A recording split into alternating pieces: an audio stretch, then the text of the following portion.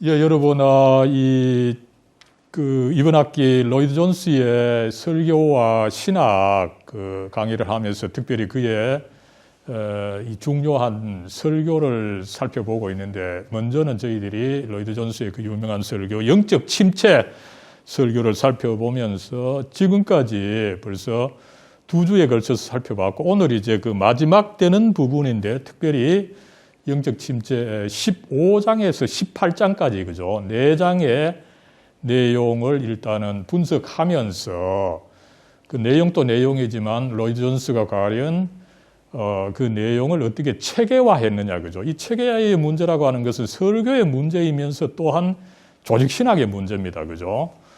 그래서 제게도 굉장히 그 관심이 있고 이런 부분이라서 저도 열심히 읽고 분석을 했는데, 문제는 뭡니까? 여러분들 로이드 존스 설교 아마 보면서 느꼈겠지만, 이게 설교로 딜리버리 된 것이다 보니까 이게 장이 있고, 그죠? 그 다음에 뭐 1번 돼지 1번, 돼지 2번, 여기에 이제 또 소돼지 1번 뭐 이런 식으로 해서 분류가 되어 있는 것이 없어요. 그래서 사실상 로이드 존스 설교 전체를 읽으면서 여러분들 아마 서론이 뭐고, 서론이 어디서 시작해서 어디 끝까지 끝나고, 그죠?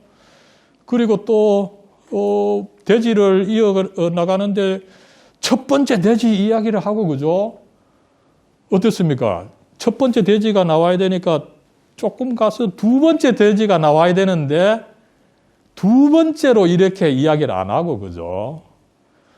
another aspect, 그죠? 그러니까 두 번째를 another나 이런 다른 말로 쓰고 있어요. 그래서 그 문맥을 굉장히 주의를 하고, 또 심지어는 그래서 그게 어떻게 구분되는지를 정밀하게 알려고 하면 영어본을 좀 봐야 됩니다. 그 나누는 방법이. 우리는 막 첫 번째 하면 첫 번째, 두 번째, 세 번째 나가지만, 영어에서는 첫 번째 캤다가 another, 또 다른 측면은 이렇다, 이런 식으로 나가는 부분이 있어요. 그래서 쉽지 않은 부분이 있습니다만은 어쨌든 제가 원문까지 참조해서 비교적 정확하게 구분을 해서 제시한 것인데, 한번 뭐 보도록 하죠, 그죠? 예, 지금까지 뭐 살펴본 거, 그죠? 먼저는 우리가 1장부터 8장까지 살펴봤고, 그죠? 그 다음에 이제 지난 시간에 그 9장부터 14장까지를 살펴봤고, 이제 오늘은 15장부터 21장까지 살펴봐야 되는데, 그죠? 이 나머지 마지막 3개, 19장부터 21장은 사실은 권면이에요. 그러다 보니까 영적 침체와는 직접적 좀 상관이 없어가지고, 그 직접적 상관이 있는 15장부터 18장까지 이 4장을 주로 요약하고 분석하는 식으로 나가도록 하겠습니다. 예, 먼저 15장입니다. 그죠? 훈련이죠. 그죠? 이 훈련은 사실은 영어로 그 디스플린인데, 그죠? 거의 이 2개의 의미가 있습니다. 훈련을 해서 결과적으로 기독교인의 삶의 그 체계화, 삶의 질서를 몸에 익혀야 된다는 그 말이에요. 훈련만으로는 좀 부족한 말이죠, 이 디스플린이, 그죠? 제가 또 한번 설명을 하겠습니다만은, 베드로후서 1장 5절에서 7절 말씀이죠, 그죠? 그래서 서론에서 보면 아까 이미 이야기를 했었죠, 그죠? 이 말씀에 이제 주제를 이끌어내야 되는데, 영적 주제와 관련해서 이끌어내는데 어떻습니까, 그죠? 이제 여기서 뭡니까? 믿음에 이런 요소를 더하라 이랬으니까 뭡니까? 베드로 전서 이 수신자들이 그게 없다는 거죠. 그죠? 그 없는 상태. 달랑 믿음만 있고 이런 나머지 필요한 요소가 지금 없는 상태에 있는 것이다. 그럼 그 상태가 뭡니까? 한마디로 열매를 맺지 못하고 무력증에 있다는 거죠. 지금 이 베드로 후서의 그 수신자, 그 교회는 지금 영적 무력증에 있다는 것이에요. 그죠? 그래서 이걸 이끌어내는 것이 아까도 말씀을 드렸습니다만 쉽지 않은데 우리가 좀 훈련을 통해서 이런 그 주제를 이끌어내고 이 주제를 서론에서 이 본문이 있으면 그 본문의 주제를 먼저 밝히는 것이 설교 이 서론의 가장 중요한 부분이다. 그죠? 그런데 어떻습니까? 지금 한국 교회는 대부분 예화로 시작하는데 그죠? 어떠나요? 우리 임 목사님, 남대교회 목사님 예화로부터 시작하죠? 그죠? 이게 저는 이 특별히 통합 측 교회의 큰 이게 아마 어떻게 본다면은 소망교회 곽선희 목사로부터 시작한 거예요. 틸리 신학입니다. 그죠? 교인들이 성경을 이해를 못하니까 그 비슷한 예화를 던져주고 그걸 통해서 성경을 이해한다. 이건 뭐예요? 교인들이 성경을 이해 못한다. 그죠? 그 전제에서 출발하는데 그 성경을 크게 못 오가는 거죠. 누구나 성경을 이해할 수 있는 거예요. 그죠?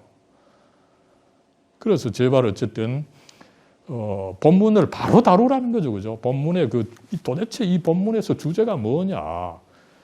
그거를 좀 다루어야 되는데 그런 어떤 강해 설교의 전형을 여기서 로이드 존스 목사님이 잘 보여주고 있는 것을 알 수 있는 거죠. 그래서 어쨌든 지금 이 베드로후서 수신 교회가 지금 영적 무력증이다. 그죠? 이 침체다. 그죠? 그랬을 때 그러면은 그 원인을 이제 찾아 나가는 거죠. 그죠? 무력증의 원인이 뭡니까? 그 디스플린이 부족하다는 거죠. 이 훈련된 그리스도인의 삶의 질서, 삶의 체계가 없다는 것입니다. 그죠? 우리 교인들 중에 그런 사람들 많죠. 그죠? 막 금요 철야 기도회에 막 은혜 받았는데 토요일 날 또 뭐 어디 게임에 바빠가지고 그죠? 그래가지고 토요일 밤늦게 하다가 주일 날 제대로 지키지도 못하고 그죠? 또 그걸 못했기 때문에 내가 왜 이걸 못하느냐 그래 또 침체에 빠지고 그죠? 굉장히 이 한국 교회의 문제 그죠? 역사가 우리 한국 교회가 사실은 100년 같으면은 뭐 교회 전체 역사에 있어서 굉장히 짧은 것이거든요. 그런 나름대로 그리스도인의 삶을 어떻게 살아야 되느냐, 그죠? 이게 몸에 익숙해 있지 않다 보니까 거기서 오는 침체가 있을 수가 있다, 그죠? 왜 그러느냐? 신앙을 신비주의적으로 생각하기 때문이다. 부흥회나 어디 그 찬양할 때 가만히 있으면 편안한 거, 이걸 신앙으로 잘못 생각한 거라는 거죠, 그죠? 그래서 어떻게 해야 됩니까? 결국은 믿음도 중요한데 믿음에 이런 한 5가지 요소를 더 붙여야 된다, 그죠? 또 이제 그렇게 함에 있어서는 게으름도 있다, 그죠? 그랬을 때 이제 영적 생활에도 열심을 좀 내야 된다는 거죠. 목사님들도 좀 열심을 내도록 촉구를 해야 되는데 혹시 그래 촉구하다가 교인 또 떨어질까 봐, 그죠? 그 촉구도 못하고. 그래서 이제 이 치료를 하려면은 원인을 뒤집어야 된다, 그죠? 진력해야 된다, 그죠? 모든 노력을 다 해야 된다는 것입니다, 그죠? 그 대표적인 예로 이제 조나단 에드워즈, 웨슬리 형제, 휘필드, 이 훈련이 성경적인 것이다. 어떤 사람은 훈련을 이야기하면 훈련하고 그 행위하는 거는 율법적인 것이 아닙니까, 그죠? 왜 꼭 주의를 지켜야 됩니까, 그죠? 그런 교인들이 꽤 있어요, 사실에서. 자기 사실은 제대로 지키는 것도 없는데 꼭 뭐 하라 그러면 그 율법적이라고 해서 못하겠습니다. 이렇게 배짱을 피우는 교인들이 있는데, 그죠? 어쨌든 이 훈련을 좀 시켜야 된다, 그죠? 그래서 어떻게 됩니까, 그죠? 매일 아침 일찍 일어나서 성경 읽고 기도 시간 확보해 놓고, 그죠? 묵상 시간을 가져야 된다, 그죠? 기본적인 것을 로이드 존스 자신이 이렇게 제시한 것입니다. 그 다음에 이제 이렇게 믿음이 이제 서게 되면 여기에 이제 다른 요소를 더해야 된다는 거죠. 그죠? 그랬을 때 이제 더하라는 말 자체, 이게 이제 의미가 있다고 하는 것을 밝히는 거죠. 갖추다, 그죠? furnish라고 하는 말입니다. 영어에 있어서. 그래서 아마 여러분들 그 서양에 가면, 특별히 미국이나 카나다 가면은 집 구할 때 크게 두 종류죠. 한 종류는 furnished 아파트먼트, 혹은 아니면 보통 아파트먼트. furnished가 뭡니까? 생활 가재 도구가 구비된 냉장고, 세탁기 이런 것이 구비된 것이 furnished입니다. 그죠? 없어도 살 수는 있지만, 그러나 생활을 풍성하게 하는 것을 갖추는 거, 이걸 furnish라고 하는데, 그 자체에 이제 의미가 있다는 것을 이야기를 하는 거죠. 여러분, 연극도 마찬가지죠. 그죠? 연극 자체만으로 괜찮아요. 그러나 이거를 더 의미 있게 잘 하려고 하면 여기에 이제 오케스트라 붙여야 되고, 그죠? 여기 또 코러스를 붙여가지고, 그죠? 짱음하게 만드는 거, 그죠? 음식도 마찬가지죠. 그죠? 스테이크 좋다고 해서 스테이크만 척 내놓으면은, 물론 그것도 먹죠. 그러나 스테이크를 잘 먹게 하려면 뭡니까? 거기 샐러드도 붙여야 되고, 음료수 붙이고, 그죠? 또 뭡니까? 여기에 테이블, 꽃무늬로 하고, 여기 꽃도 하나 꽂고, 촛불도 꽂고, 그죠? 다 이렇게 구비해서 할 때에, 먹을 맛이 나는 거죠. 여긴 요사이 아이들은 그래도 안 먹는 아이들이 있어서 문제인데, 이 설교할 때 참 이게 필요한 것 같아요. 목사님들이 이제 제가 설교를 해보면은 뼈다귀만 던져줘요. 그 살점도 없는데, 그죠? 그래 놓고 교리 설교 중요 이러지만 교리에 뼈다귀만 붙여가지고 살점이 없는데 먹을 수 있나요? 그죠? 어쨌든, 우리 목사님들 물질적으로는 안 돼도 이 설교만큼은 정말 풍성하게 제시를 해야 되는데, 이게 어지간한 준비와 그 훈련이 없다면 굉장히 되기 어려운 것이 아니냐, 그죠? 예, 그러면 뭐를 붙여야 됩니까, 그죠? 참 이런 점에서 참 좋죠. 덕이 이제 뭐냐, 원어에 있어서 본다면은 도덕적인 힘이다, 그죠? 자기 위치에서 제대로 된 역할을 해야 된다는 거죠. 이 도덕적이라고 자기 위치에서 제대로 된 역할입니다, 그죠? 그래서 목사님들 집에서 설거지도 하고, 그죠? 집에서 일단은 봉사하고 이래가지고 아이들로부터, 아내로부터 일단은 인정을 받아야 거기서 힘이 나오는 거죠. 그죠? 그렇게 해서 이제 활력을 가져야 되는데, 어느 날 보면은 교인들도 그렇지만 목사님들도 너무 그 활력이 없는 경우가 있어요. 그죠? 그 다음에 이제 지식이라고 하는 것도 참 이런 것도 참 좋죠. 그죠? 그저 그 정보, 지식만 많아서 안 된다. 그죠? 통찰력을 가져야 된다. 통찰력 뭡니까? 그죠? 사방에 도사리고 있는 교묘한 위험을 파악을 해야 된다는 거죠. 그죠? 이게 정말 참 이 기독교 진리, 그죠? 기독교 진리가 명품인데, 명품엔 항상 뭐가 있습니까? 짝퉁이 따라 붙는 거죠. 근데 또 짝퉁이 아주 좋은 짝퉁은 진품과 구분을 못 하는 거죠. 그래서 결국은 전문가가 필요하고 우리가 신학 공부를 해야 되는 거예요. 안 그러면은 우리도 일반 교인들처럼 그 진품과 짝퉁을 구분 못 하는 거죠. 그죠? 그런 어떤 통찰력이 지식이다. 그죠? 그 다음에 절제해야 된다. 그죠? 인내해야 된다. 그죠? 그리고 이제 마지막으로 이 경련대, 보통 우리 설교학에서는 권면으로 끝내라 이러는데, 로이드 존스 목사님은 권면이라기보다는, 권면하면 exhortation, 조금 이제 강한 좀 어른이 그 하수들한테 훈수 준다는 그런 느낌이죠. 권면은, 그죠? 오히려 격려, encouragement를 이야기를 하고 있습니다. 그죠? 그래서 이제 이걸 또 이야기할 때는 본문은 5절부터 시작했는데, 그죠? 그 앞절에 보면은 우리가 그 하나님의 성품에 참여하는 자다. 그죠? 또 믿음의 저 요소를 더하면 행복과 기쁨이 있다.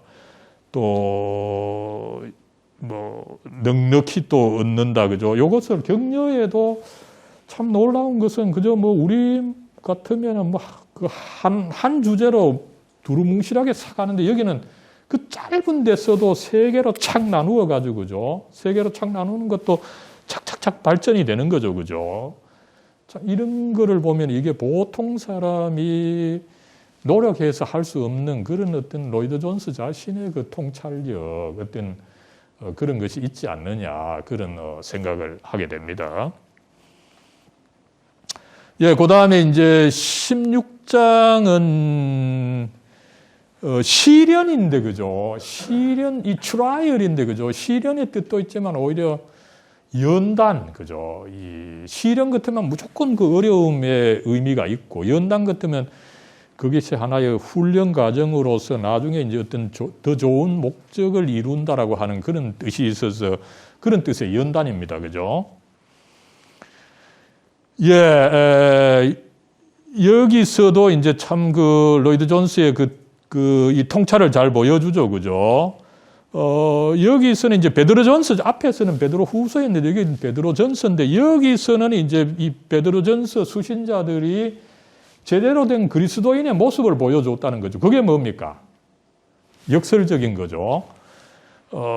크게 기뻐하는 동시에 근심하는 거, 그죠? 이게 바로 그리스도인의 모습이라는 거죠. 뭐, 마찬가지잖아요. 그죠? 우리, 목사님들, 전도사님들, 그죠? 교회 잘 안 되고 힘드니까 근심하는 게 많아요. 그죠? 그러면서도 또 조금 기뻐하고 이렇게 해서 나아갑니다만은, 그 베드로전서 1장 6절에서 근심하면서도 크게 기뻐하는 이 두 가지의 특질이야말로 이제 그리스도인의 특질인데, 만약에 이제 뭡니까? 기뻐하는 것이 없으면 어떻게 됩니까? 근심에 빠져서 결국은 침체하게 된다. 이런 이제 논리를 이끌어낼 수가 있는 거죠. 그죠? 예, 그래서 이제 이 두 가지가 그리스도인의 근본적인 이 특징이다. 그죠? 역설적 상태다. 그죠? 역설이 뭡니까, 여러분? 서로 다른 두 가지가 함께 있는 거죠. 그죠? 뭐, 대표적으로 뭡니까? 죽으면 산다. 그죠? 죽으면 죽는 것인데, 죽으면 산다. 이러니까 죽음과 삶이 동시에 나타나서 이게 역설이다. 이제 그런 의미가 있는 거죠. 그래서, 어쨌든 뭐, 우리 목회하면서, 가정생활을 하면서, 그죠? 우리가 나름대로 근심거리가 있지만, 그 중에 또, 기뻐하는 요소가 있기 때문에 우리가 이것을 싸워 나갈 수 있는데, 그죠? 예. 그렇게 정의하고 나서 로이드 존스의 특징은 뭡니까? 거기에 대한 예증을 제시하는 거죠. 그죠? 이렇게 이제 근심하는 중에도 기뻐하는 것이 있다. 그것이 바로 사도 바울이 보여주는 것이다. 그죠? 고린도후서 4장 8절에 뭡니까? 그죠? 우기에 쌈을 당해도, 그죠? 쌓이지 않고 어떻게 됩니까? 내가 박해를 받아도 거꾸로 떨어지지 않고, 그죠? 그 상태가 바로, 이 근심하면서도 크게 기뻐하는 이 역설적인 상태를 잘 표현한 것이다. 어쨌든, 로이드 존스는 뭘 하나 정의하면은 그 정의에 해당하는 좋은 예증을 제시해가지고 그것을 확실히 설득하는 이런 하나의 그 논법을 쓰고 있는 것을 우리가 알 수가 있는 거죠. 예, 그렇다면은 이제 그리스도인들에게 그죠? 이런 슬퍼할 수 있는 일이 있을 수가 있다는 것이에요. 그죠? 그래서 로이드 존스는 계속해서 강조를 하죠. 그리스도인이라고 할 때 항상 행복하다, 그죠? 그건 참된 교인이 아닐 수 있다는 겁니다, 오히려 연단을 받고 침체에 빠지는 분이 더 이 그리스도인의 특질을 보여주는 것이다, 그죠? 예, 그렇다면 이제 슬픔 중에서도 기쁨을 가지는 방법이 뭐냐, 그죠? 연단이 닥친 이유를 찾아봐라, 그죠? 하나님께서 우리들에게 그 연단을 주신다. 그죠? 그리고 또 심지어는 어떤 일을 준비시키기 위해서 또 시련을 주신다. 그죠? 대표적으로 요셉이죠. 그죠? 그 다음에 이제 믿음의 귀중함을 생각해야 된다. 그죠? 믿음이 금보다 중요한 것인데, 금을 만들려고 하더라도 불순물을 태우는, 그죠? 그 재련 과정, 그 불로 태우는 과정이 있어야 되는 거죠. 연단의 과정이 있어야 금이 나오는 것처럼 금같이 귀중한 믿음 또 제대로 되려고 하면은 이게 태워지는 어떤 그 시련의 과정이 있어야 된다. 그죠? 예, 그렇게 할 때에 이제 지금 뭐 여러 가지 믿음의 어떤 그 참된 믿음이 나타나지 않고 있는데 결국 이 시련 과정을 통해서 참된 믿음이 나타나고 그 믿음이 하나의 본이 되는 이런 역사가 일어난다. 그죠? 예. 그 다음에 이제 마지막 격려로 마치고, 그죠? 거기 앞에 보면은 뭡니까? 참 로이드 존스가 또 훌륭한 것은 뭐예요? 근심한다고 돼 있는데 그 앞에 잠깐 근심한다고 돼 있는 거죠. 그죠? 요거를 딱 캐치해가지고 근심이 있지만 우리 교인들에게 있어서 근심은 뭡니까? 잠깐 동안의 근심이라는 거죠. 그죠? 그래서 그걸 또 강조를 하고 그 다음에 근심에 눌릴 때는 오히려 내가 하나님으로부터 연단을 받는다. 그죠? 이게 이제 여러분, 그 세상 우울과 영적 우울의 차이인 거죠. 일반 우울은 그 목적을 몰라요. 그죠? 뭐 의사 선생님도 마찬가지일 겁니다. 그저 우울증 뭐 진단만 해주고, 그죠? 뭐 이래저래 해라 처방만 하지. 하나님께서 당신을 연단, 더 크게 쓰기 위해서, 연단하기 위해서 이 우울증을 주셨다. 그랬다가는 의사 면허 반납해야 되는 거죠. 그죠?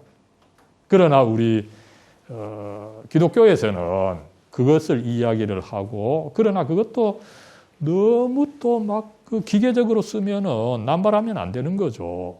그 하나님의 어쨌든 목적을 거기서 읽고서 그 연단을 긍정적으로 받아 드릴 수 있는 분들에게는 그런 식으로 이야기를 해서 긍정적으로 받아들여서 또 극복하도록 우리가 도와줄 수 있지 않겠느냐, 그죠? 그 다음에 이제 뭐 주님의 칭찬을 얻게 된다, 그죠? 그리고 이제 17장 징계죠, 그죠? 여기서는 이제 히브리서 12장 5절에서 11절 말씀인데, 그죠? 징계가 사실은 앞에 이제 시련하고 어떻게 보면 비슷하죠, 그죠? 어떻게 구분할 수 있겠냐? 시련과 징계가 어쨌든 내게 있어서 어려움으로 같은 어려움이에요. 그런데 한편으로는 이게 시련이고 단련인데 다른 한편으로 징계다, 그죠? 잘못한 거에 어떤 그 원인과 이유를 분명히 알 수 있을 때 그게 징계고, 그죠? 아니면 그저 그거 없이 일반적으로 내게 오는 어려움, 이게 그렇다고 해서 이제 로이드 존스는 어려움이 온다고 해서 그게 다 하나님으로부터 오는 것으로 또 이해해서는 안 된다. 그러나 어떤 관점에서 이 하나님으로부터 이 단련받는데 이것이 내가 왜 받고 그 목적이 뭔지 불분명할 때는 그게 좀 단련이고 그게 좀 분명하게 나타날 때는 이게 징계다. 내가 이런 그 게으름을 피우기 때문에 하나님께서 이런 징계를 주셔서 나를 고쳐주신다. 이런 식으로 아마 정리하는 것도, 그죠? 틀리진 않겠다. 이렇게 봅니다. 예, 그랬을 때 이제 그 그리스도인들에게 징계가 필요하다는 거죠. 필연적이라는 거죠. 오히려 징계를 받지 않고 계속 행복한 교인들, 그죠? 로이드 존스는 그 사람을 오히려 그 조금 부정적으로 보는 경향이 있어요. 이 그리스도인들이 신앙이 성장하려고 하면 징계가 필연적으로 오는 것이다, 그죠? 그래서 성경에 이 징계의 사례와 신뢰, 그죠? 저기 제가 등등 더 있어요. 그래서 제가 저 부분을 읽으면서도, 이야, 이 양반이 성경 전체를 다 꿰고 있는데, 그죠? 이 내용이 징계의 내용에 해당하고 이 내가 생각하는 이 설교의 문맥에 저거를 생각해가지고 저렇게 사용할 수 있다는 것 이 자체가 참 놀라운 거예요. 저런 지식은 있어도 그게 안 떠올라가지고 사용을 못 하거든요. 또 더구나 여러분 이 1954년인데 그죠? 이때까지 뭐 우리 컴퓨터로 검색도 못하고 요사이는 뭐 침체 뭐 이런 식으로 비슷한 말을 해가지고 성경에 좀 검색을 해서 얻을 수 있는데 그죠? 그때는 그런 검색 시스템도 없었는데 물론 그 주제 성경사전 같은 게 있어요. 워낙 그 서양에서는 이 성경 사전이 많이 발전해 가지고 이제 토피컬 바이블 딕셔너리라 그래 가지고 이제 침체와 관련된 이제 침체를 살펴보면 침체와 관련된 이 성경 구절이 많이 제시되긴 해요. 그러나 아마 이렇게 많다라고는 제가 볼 수가 없는데, 그죠? 어쨌든 이런 것을 통해서 로이드 존스가 이 성경에 대해서 정말 해박한 지식을 가지고 있고, 이것을 또 잘 그 조직화해 가지고죠, 적재적소에 그 꿰어서 보배로 만드는데 정말 도사다, 그죠? 이런 생각이 듭니다. 예, 그렇다면 이제 이 징계를 본격적으로 다루는데, 그죠? 징계의 의미가 뭡니까, 그죠? 징계를 또 이제 다루면서 좀 정의를 하는 거죠. 벌만 있는 것이 아니다, 그죠? 훈련이다. 이 훈련을 번역에서는 교육으로 이야기를 하는데, 그죠? 교육하면은 뭐 좀 글로 배우고 이러는데, 여기 트레이닝은 좀 심지어 굉장히 그 육체적인 것이에요. 육체적인 훈련을 받는 것처럼 훈련을 받아야 된다, 이런 의미. 그래서 트레이닝을 교육으로 번역하기보다는 훈련으로 번역하는 게 낫다 싶어서 제가 이렇게 했습니다만, 그죠? 그랬을 때 이제 그러면 하나님께서 징계할 때 어떻게 징계하느냐, 그죠? 먼저 우리가 중시하는 돈을 좀 좀 재정적으로 좀 손해를 입혀서 우리들을 징계한다, 그죠? 그래서 뭐 많은 교인들 그렇죠, 그죠? 뭐 이 사업하다가 실패해가지고는 교회에 왔고 또 신학하려고 합니다, 그죠?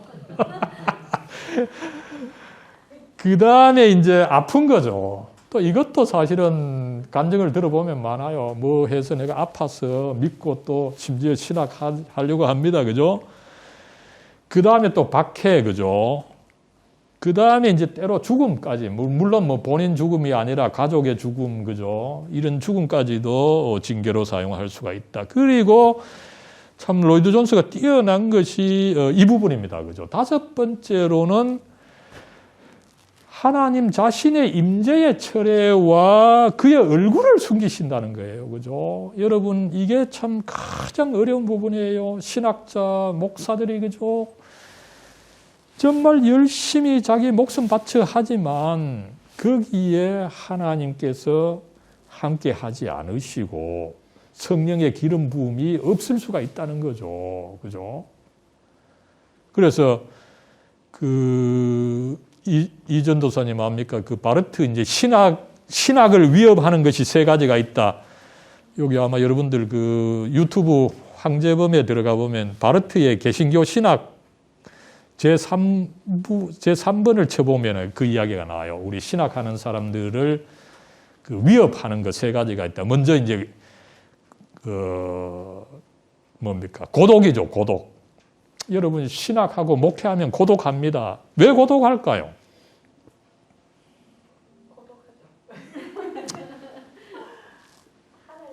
고독한 것은 여러분 우리 아마 임 목사님, 이 전도사님 요 신학 하고 나서 나중에 동기회 가봐요. 친했던 친구인데 신학할 때 친했던 친구인데 지금 보면은 방향이 좀 달라가지고 뭔가 서먹서먹하고 함께 할 수 없음을 느끼는 경우가 있어요. 자기 길을 가고 자기의 전문 분야가 좁게 정해지는 것이거든요. 그러면 다른 사람하고 이렇게 함께 할 수 없는 그 틈이 과거에는 안 보였는데 여러분들이 전문가가 되면 될수록 그 틈이 크게 보이는 거예요. 그러면은 내가 그 친구들하고 어울릴 수 없는 이런 일이 자연스럽게 일어나는, 이게 일어나지 않는다면 뭐예요? 아직 훈련을 덜 되고 제대로 전문가가 덜 됐다는 이야기인 거죠. 그죠? 그래서 목회자들, 신학자는 외로울 수밖에 없다. 이걸 참아 나가야 돼. 근데 참지 못하는 사람은 어떻게 됩니까? 막 그 외로움을 이기려고 서로 모이는 거죠. 모여가지고 그러나 목사님들 모이면은 교리 이야기 못 해요. 그죠? 서로 싸우고 또 자기 거기서 실력 수준이 늘어나니까 그걸 감히 이야기를 못 하는 거죠. 그러니까 하는 일이 뭐예요? 목사님들 만나면 족구하고 등산 가고, 그죠? 아니면은 또 뭐 정치적으로 패당을 만들고 그죠? 아니면 학교 출신끼리 패당을 만들고 그죠? 이게 그 사람들이 좋아서 하는 것이 아니에요. 목회자들과 신학자들의 필연적인 이 고독의 길을 참지 못해서 그렇게 되는 거죠. 그죠? 그리고 바르트가 이제 두 번째로 위협하는 게 뭡니까? 그죠? 의심입니다. 의심. 여러분들 신학 공부하다 내가 이 기독교 진리 이거를 위해서 내가 밥 벌어주는 거로 생각했는데 목사님 어땠어요? 밥을 뭐 충분히 줍니까? 그죠? 아무리 노력해도 목사님 뭐 성도들 알아주는 거 없고 또 연금도 없고 그죠? 내가 이 진리를 위해서 헌신하려고 하는데 안 되는 거죠. 진리에 대한 의심이 생기는 거죠. 그죠? 이것도 이겨나가야 된다는 거예요. 근데 이보다 더 큰 시험이 뭐냐? 칼 바르트는 바로 이거라고 이야기를 해요. 내가 열심히 하는데, 그죠? 하나님께서 내게 성령 기름 부음을 주시지도 않고 하나님께서 함께 얼굴을 안 비춰준다는 거죠. 그래서 유대인들에게 기도는 뭡니까? 하나님, 내게 하나님 얼굴 좀 비춰주십시오. 그죠? 이 유대인들의 그 축도에도 나오는 절대적인 기도입니다. 하나님께서 그걸 안 해주실 수가 있다는 거죠. 열심히 노력하지만 하나님께서 함께 안 해줄 수가 있어요.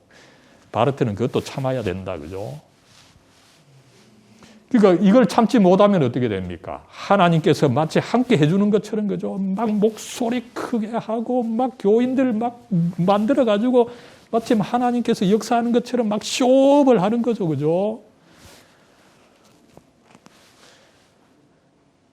그래서 아무쪼록 이게 참 그 중요한 개념인데, 그래서 로이드 존스는 뭡니까? 그 자체로 하나의 범주다. 그죠? 요런 지적이 참 절묘하다는 거예요. 제가 볼 때는. 이게 신학적으로 굉장히 중요한 역사가 있었는데, 로이드 존스는 그것을 알고 이 자체를 하나의 그 범주로 해서 전체 설교를 한번 해야 되는 그런 중요한 주제라는 거죠. 그러나, 이 징계의 또 한 부분이 되다 보니까 여기서 이렇게 다룬 거죠. 그죠? 그래서 어쨌든 여러분들 주님의 일에 열심히 그 힘을 쓰지만 어떨 때는 주님께서 함께 해 주시지 않는 것처럼 느껴질 때가 있어요. 그러나 그걸 참아 나가야 됩니다. 그죠? 예. 그 다음에 이제 그렇다면 그 이유가 뭐냐? 그죠? 먼저 이제 소극적인 이유, 그죠? 잘못을 교정하기 위해서 자기 확신을 갖지 않도록, 그죠?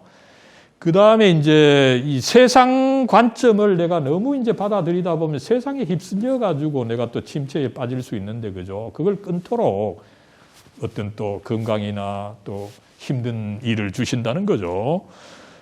그 다음에 안주하는 거, 그죠? 그 다음에 참 이것도 참 굉장히 중요한 부분이죠. 그죠? 이런 것을 로이드 존스가 잘 지적했어요. 그죠? 교회 보면은 신앙생활 잘하는 장로님, 그죠? 집사님들, 그죠? 내 평생 뭐 하고 주의를 잘 지키고, 그죠? 또 바른 교리 믿고 이렇게 잘 하고 있는데 내가 도대체 무슨 문제냐, 그죠? 굉장히 자만하는 교인들이 또 의외로 사실은 많아요. 그런 것을 또 치기 위해서 또 징계가 있을 수가 있다. 그죠?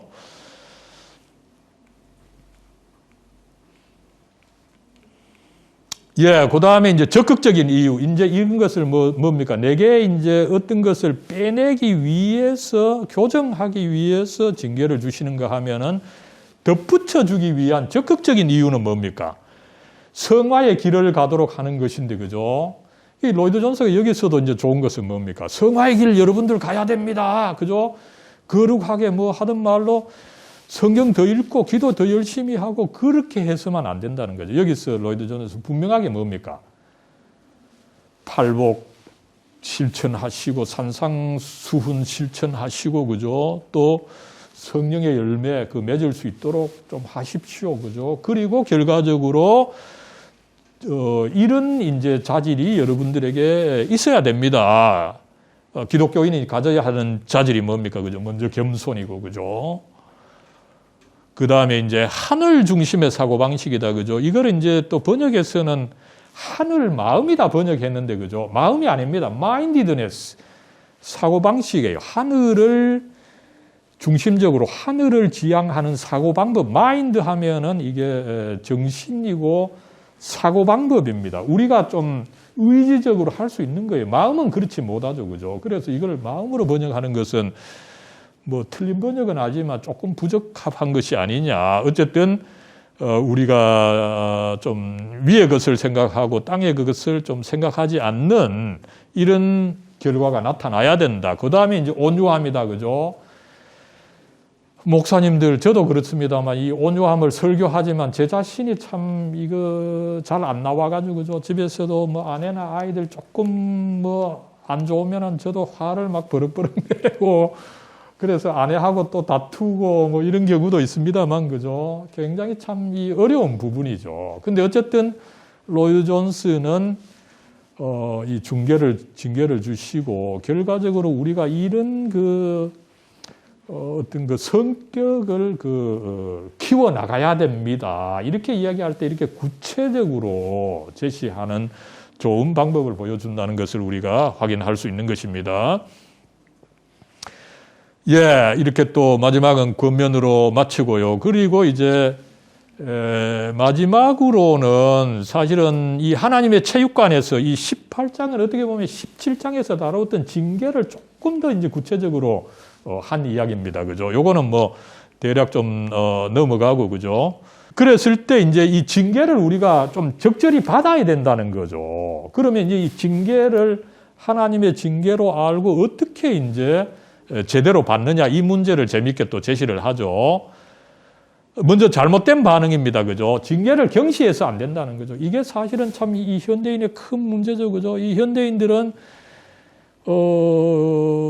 어떤 세상의 문제에 감정을 이입을 하질 않아요. 세상이 나와 상관없다. 그죠? 하나님이 그래서 징계 주고 시련을 주는데도 내가 강해야 돼. 이 시험 이거 뭐 아무것도 아니야. 이런 식으로 그 시험을 경시하는 이거 안 된다는 거죠. 그죠? 그리고 이제 그 반대로 징계를 주면 또 징계에는 또 너무 막 정신을 못 차리는 거 이것도 안 된다. 그죠? 그러면서 어떻게 됩니까? 내가 하나님 열심히 믿었는데 왜 이런 시험을 주시느냐? 난 이제 신앙생활 안 해. 그죠? 이런 식으로 징계를 받으면 오히려 포기하게 되는 태도, 이것도 안 되고, 그 다음에 나아가서 더 심하게는 뭡니까? 적의를 가지게 된다는 거죠. 이걸 이제 또 번역에는 쓴마음이라고 번역했는데, 그죠? 이 쓴마음 잘 이해가 안 되는 것이 영어로 비러. 아주 막 이혼하고 났을 때, 그죠?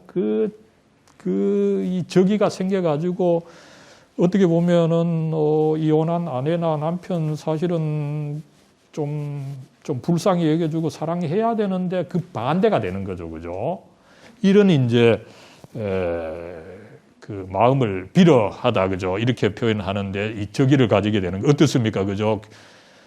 교인들 중에 이제 사실은 이 징계를 받고, 막 낙담이 돼가 있을 때 우리 아마 그 권사님, 전도사님 그거 가서 좀 위로해도, 그죠? 막 오히려, 그죠? 막 욕을 하고, 그죠?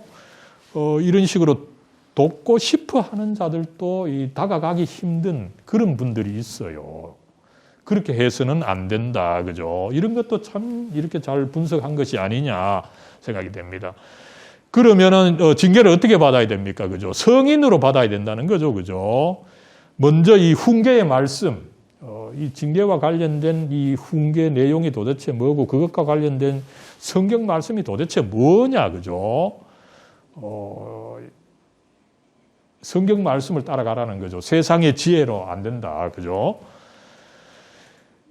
그리고 이제 말씀의 논리적인 내용, 그죠? 말씀의 논리적 주장인데 이 아규먼트, 그러니까 그 말씀에서 명백한 가르침이 없는 경우가 많아요. 그 말씀으로부터 유추되는 가르침이 있는데 그거를 논리적으로 이해하고 설득을 당해서 따라가라는 거죠. 감정에 의지하지 말라는 거예요. 그죠? 그래서 여기서 로이드 존슨은 어떻게 이야기를 합니까? 사람들 막 어려움 닥쳤다, 그죠? 그럼 어려움 닥치면 시편 봐야 된다, 그죠? 그리고 시편 또 23편, 여호와는 나의 목자시니 이거를 막 되뇌이면 어떻습니까? 평안한 마음이 생기는데 그런 식으로 접근해서는 안 된다는 거죠. 그죠? 거기서 차라리 뭡니까? 여호와는 나의 목자시다. 그죠? 내가 비록 좀 어려운 상황에 떨어져 있을 때 목자처럼 내게 와서 나를 구해주시는 부분이 논리적으로 접근하라는 거죠. 감정적으로 접근하지 말고, 그죠? 그 다음에 결국 이 성경의 중대한 주장은 결국은 이 하나님께서 이 징계를 주시니까 여기에 하나님의 거룩한 목적이 있다, 그죠? 이것을 내가 오히려 즐겁게 받아 나가야 된다. 그렇게 이제 훈련을 해 나가라는 거죠. 이 과정에서 이제 그 체육관이라고 하는 표현을 썼어요, 그죠? 그래서 트레이너가 와서 어떻게 할 때요, 옷을 벗고 굉장히 리얼하게 트레이닝 받는 과정을 로이드 존스가 잘 설명하고 있는 것을 우리가 알 수가 있습니다. 예, 그죠? 체육관에서 이제 우리가 해야 될 일들, 그죠? 먼저 자기 자신을 좀 점검하고, 그죠? 문제가 있으면 하나님 앞에 고백하고 인정하고 고백해야 되고, 그죠? 그 다음에 또 체육관 트레이너 누굽니까? 우리 현실에 있어서는 사실은 목사님, 전도사님이죠, 그죠? 그 말씀을 좀 듣고, 그죠? 그 다음에 이제 운동을 좀 해야 된다는 거죠. 이 운동이라는 건 뭡니까? 가령 무릎에 류마티즘 환자라 그러면은 그 류마티즘도 정도에 따라서 그 각도와 그 횟수 이런 것이 다 있거든요. 그게 이제 처방을 해주면 거기에 따라서 운동을 해야 된다는 것이에요. 그죠? 그런 식으로, 문제를 해결해 나갈 수 있다. 그죠? 예, 그 다음에 이제 마지막으로 격려의 말씀으로 이제 마치는데, 그죠? 예. 그 다음에 이제 여러분들 이렇게 이제 우리가 영적 침체를 직접적으로 다루는 이 18가지 이제 다 살펴봤는데 다시 한번 정리를 해보죠. 어떤 유형이 있는지, 그죠? 그래서 아마 여러분들 다 읽고서 나름대로 생각하고 있습니다만 제가 한번 정리를 해보겠습니다. 먼저 이제 침체의 유형들이죠, 그죠? 먼저 1부에서, 그죠? 1부에서는 뭡니까? 신앙생활 초기의 입문 과정에서 목사님의 설교가 잘못됐달지, 그죠? 대표적으로 뭡니까? 칭의 설교가 중요한데 칭의 설교는 잘 안 하고 성화 설교만 할 때 성화만 먼저 이렇게 따라가다가 침체에 걸릴 수가 있다, 그죠? 어쨌든 일부에서는 이 신앙의 입문기에 잘못된 교육으로 인해서 생기는 침체의 문제다, 그죠? 먼저 뭡니까? 이 칭의를 알지 못한 채 성화에 힘쓸 때, 그죠? 이 모태신앙자들이 잘 걸릴 수 있는 유형이다. 그죠? 그 다음에 뭡니까? 이 기독교 진리를 절반만 아는, 이 절반 신자입니다. 그죠? 절반 신자들이 또 침체에 걸릴 수가 있다. 그 다음에 결국은 이 신앙은 전인, 지정의가 다 들어가야 되는데, 그 중에 어느 하나가 편중되면은 또 침체에 걸릴 수가 있다, 그죠? 대표적으로 우리 한국에서는 이 감정입니다, 그죠? 자꾸 이제 찬양이나 부흥회 이런 데 가면은 뭔가 좀 뜨겁고 괜찮은 것 같은데 그것도 벗어나면은 또 안 좋고, 그죠? 그러다가 막 반복하다가 결국은 침체에 빠지는 경우가 있는데, 그죠? 그 다음에는 이제 과거의 한 가지제, 그죠? 이거는 정신의학적으로 어쩔 수가 없죠, 그죠?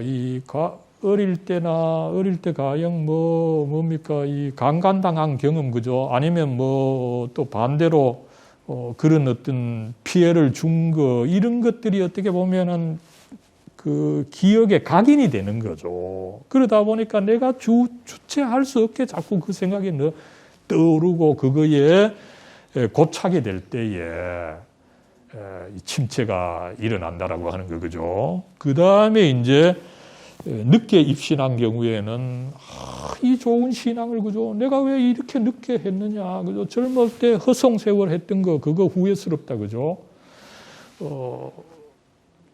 그 다음에 이제 또 어떻게 보면 늦게 좀 입신한 사람, 그죠? 막 이제 성화 생활하고 우리 한 교수님 마찬가지죠. 그죠? 이 목회해야 되는데 이게 너무 부담스럽다는 거죠. 그죠? 그래서 좀 두려워하는 이런 유형도 있을 수가 있고, 그 다음에 이제, 요거는 어떻게 보면 3장 세 번째하고 비슷한 거죠. 감정을 너무 중시할 때에, 그죠? 또 침체에 빠질 수가 있다. 그 다음에 이제 두 번째로는 이제 상당 기간 신앙생활 하면서 교회에 충성했는데 오히려 침체가 생기는 경우다. 그죠? 일찍 입신해서 충성했지만 그 은혜를 정말 이해하지 못하고 이 은혜를 너무 이제 자판기식으로 기브 앤 테이크로 이해했을 때 침체가 올 수가 있다. 그죠? 그 다음에 이제 믿음이 적은 관계로, 그 다음에 또 뭡니까? 믿음의 의심이 많을 때, 그죠? 그 다음에 이제 이 종의 영을 가지고 열심히 신앙생활하고 충성하는데 그게 하나의 업적 이루기 위한, 그죠? 종의 정신으로, 아들의 정신이 아니라, 이 자녀의 정신이 아니라 종의 정신으로 할 때에 결국은 이 업적이 그렇게 크지 않고 또 업적에 대한 보상도 뭐 없는 것 같다 보니까 결국은 침체가 올 수가 있다. 그죠? 그 다음에 이것도 중요하죠. 그죠? 거짓 가르침, 이단. 이거 좀 기억해야지. 일단 뭡니까? 우리들에게 있어서 위험한 것은 드러나는 이단인데, 그죠? 이 신천지가 뭐 이단이라면은 어떤 위험스러운 이단인데 이거보다 더 위험스러운 이 거짓 가르침은 뭡니까? 가장 위험스러운 거짓 가르침. 이거를 정말 기억해야 되는 겁니다. 그죠? 무엇을 덧붙이는 거죠. 무엇을 덧붙이는 거. 그죠? 그래서 이 로이드 존스가 이런 점에서 훌륭해요. 여러분 뭐 신천지 그렇게 하지만 그거는 드러난 이단은 크게 위험치 않다는 거죠. 그런데 이단이 아닌데 이단인 거. 그죠? 기성교회에 있는 겁니다. 유명한 목사님이 오히려 거짓 가르침을 가르칠 수 있다는 거. 그게 뭡니까? 기존의 가르침 뭘 하나 석 덧붙이는 겁니다. 그죠? 그래서 대표적으로 이제 로이드 존슨은 여기서 현대 신학, 전통적인 교회 가르침에 현대 그 학문의 결과를 거기에 하나 썩 집어넣는 거죠. 그죠? 그 이전도사님 그런 점에서 이제 로이드 존스가 칼 바르트나 이런 그 독일 학자들을 굉장히 싫어해요. 이 성경의 전통적인 가르침 위에 현대 학문의 결과를 뭐 하나 썩 더 집어넣었다는 거죠. 그리고 그것이 신천지와 같은 드러난 이단보다 더 무서운 것이다. 굉장히 그 경계하는 것을 알 수가 있는 거죠. 예, 그 다음에 이제 참 이것도 큰 문제죠. 선을 열심히 하지만, 그죠? 선을 열심히 행하지만 또 이 침체가 있을 수가 있다. 그죠? 그 다음에 이제 아까 뭐 살펴봤습니다만은 이 훈련으로 형성된 어떤 기독교인의 삶, 그 체계, 그죠? 질서가 없어서 신앙은 있지만 열심은 내지만 막 혼란스럽다 보니까 침체에 빠질 수가 있고, 그죠? 그 다음에 연단, 징계, 그죠? 그래서 종합적으로 볼 때 16가지 이런 침체의 유형을 잘 제시하고 있기 때문에 우리로서는 교인들 중에 침체자가 있으면, 그죠? 어느 유형에 속하는지, 그리고 어느 성경 말씀을 활용해서 좀 그 위로를 할 수 있을지 이런 점에 있어서 굉장히 그 도움이 되는 것이 아니냐, 그죠? 마지막으로 이제 조직 신학 설교의 대략적인 구조입니다, 그죠? 전체적으로 이제 본문 강해 중심이죠, 그죠? 그러나 강해라고 해가지고 본문 그 자체에서만 드러나는 그 본문 말씀의 어떤 그 분명한 가르침만이 아니라 그 이명, 그죠? 그 전후 좌우를 적절히 캐가지고 그 주제를 이끌어내는 거죠. 이게 그래서 쉽지 않은 겁니다. 그죠? 그래서 이제 침체의 특정 유형을 끄집어내고 거기에 대한 또 치료법을 제시하고, 그죠? 그럴 때 뭡니까? 이 성경 강의 내용과 더불어 상식을 적절히 그 활용했다. 그죠? 어떤 그 세상 지식적인 그 의학적인 도움도 좀 받고, 그죠? 그래서 어떤 유형이 나타나면 그 유형의 분석을 좀 하고 그거를 또 뭐 적극적으로 봤다가 소극적으로 봤다가 부정적으로 봤다가 긍정적으로 봤다가, 그죠? 이런 식으로 해서 그 대지를 잘 그 나눈 것을 우리가 살펴볼 수가 있는 것입니다. 그 징계의 구체적 방법, 그죠? 거기서 잘 드러나는 거죠. 그 다음에 이제 또 이 체계를 잘한 거죠. 그죠? 주제를 먼저 이끌어내고 그 주제를 대지로 보통 한 3대지, 4대지로 나누어서 제시하고, 그죠? 그 다음에 그 대지 안에서 또 소주제를 또 나누어서 이야기를 하고, 그죠? 그럴 때 이제 자주 뭡니까? 소극적인 것과 적극적인 거 나누고, 그죠? 또 반대적인 측면을 먼저 살펴보고, 적극적인 측면을 살펴보고, 그죠? 그 다음에 이제 전체 체계도 대략 보면 이제 서론이 있고, 그죠? 서론에서 좀 주제를 이끌어내고, 그 다음에 본론에서 그 유형의 원인, 뭐 치료법 이런 거 제시하고, 그 다음에 격려를 이제 제시함으로 해서 하는데, 이 격려 부분은 상당히 짧게 이렇게 나타나는 경향이 있습니다만, 그죠? 그래서, 어쨌든 로이드 존스 이 설교가 나름대로 이 조직신학의 입장에서 볼 때 굉장히 체계적으로도 굉장히 이 강의 설교에 있어서 그 훌륭한 구조다 이렇게 평가를 할 수가 있는 것입니다. 예, 뭐 아무쪼록 여러분 이 로이드 존스 설교를 이제 살펴보면서 그 첫 번째로 영적 침체 벌써 뭐 두 부분 살펴봤고 오늘 이제 세 번째로 살펴봤습니다만은 아무쪼록 이것이 여러분들의 나름대로 그 신학적 지식, 그죠? 성경의 주제를 이끌어내고 그 주제를 또 적절한 대지와 또 소주제로 나누어서 전개하는 방법도 그렇고 또 어떤 그 전체적인 내용도 그렇고, 그죠? 그래서 좀 많은 도움이 되기를 바라고 또 이걸 통해서 여러분들 목회 정말 더 그 효과적으로 하게 되기를 바랍니다. 사랑과 은혜로 충만하신 하나님, 저희들 이번 학기 참 이 코로나 시국에 저희들 교회나 가정적으로 또 저희들 개인적으로 여러 가지 힘들지만 그러나 저희들 이렇게 참 공부하되 또 가장 귀중한 이 하나님의 진리에 대한 공부, 이 신학 공부를 하게 해주시니 참으로 감사를 드립니다. 이번 학기 또 특별히 저희들 로이드 존스 목사님의 이 통찰이 풍성한 이 설교, 그 중에서도 우리 한국 교회 문제와 연결이 있는 이 영적 침체를 참 읽고 이렇게 또 여러 가지 생각하고 배울 수 있게 해주시니 참으로 감사를 드립니다. 하나님, 그렇습니다. 저희들 스스로가 참 침체에 빠져 있습니다. 우리 한국교회와 저희들.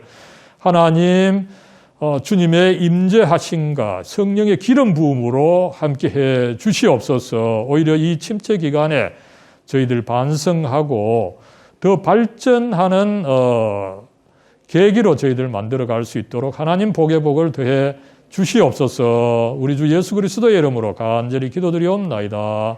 아멘.